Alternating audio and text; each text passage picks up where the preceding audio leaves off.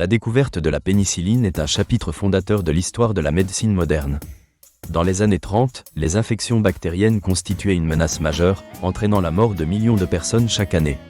C'est dans ce contexte qu'Howard Florey, un physiologiste britannique, joue un rôle crucial dans l'essor de l'antibiothérapie. Howard Walter Florey est né en 1898 en Australie. Très tôt, il démontre une passion pour la recherche. Ses études en médecine à l'université de Melbourne le conduisent vers une spécialisation en pathologie. Après avoir terminé son cursus, Florey se rend à Oxford en 1921 pour travailler dans un laboratoire.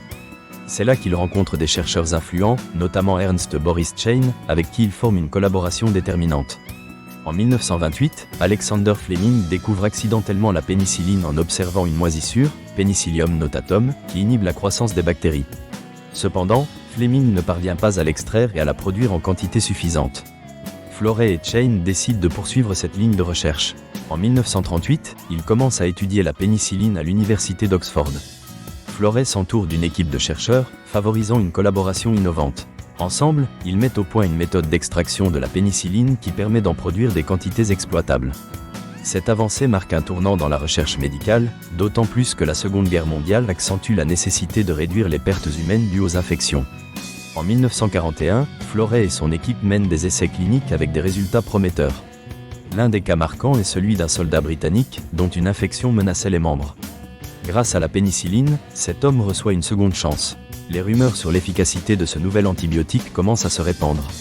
L'émergence de la pénicilline soulève des enjeux complexes concernant la responsabilité de la science.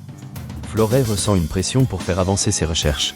Il sollicite un soutien financier et logistique des États-Unis, permettant l'industrialisation de la production de pénicilline.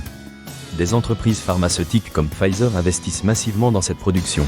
Cette industrialisation permet à la pénicilline de se répandre rapidement pendant la guerre, sauvant la vie de milliers de soldats et de civils.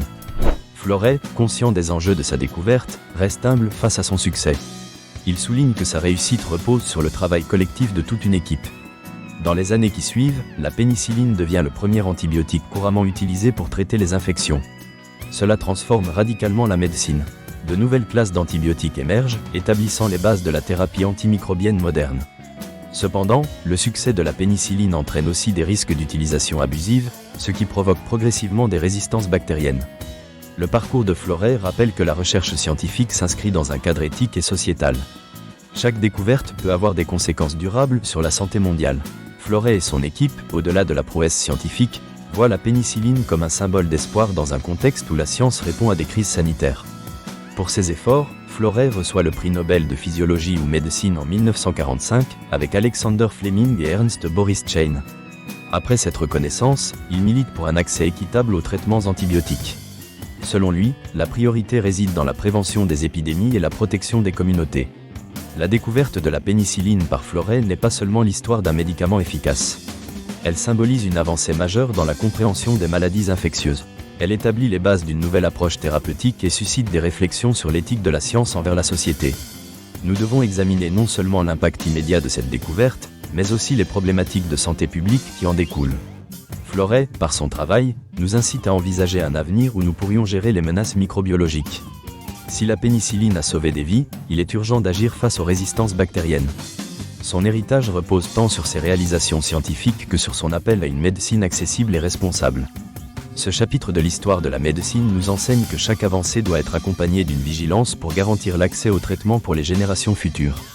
L'histoire de la pénicilline, à travers Howard Florey, continue d'inspirer les nouvelles générations de scientifiques et d'éclairer le chemin vers un avenir en santé.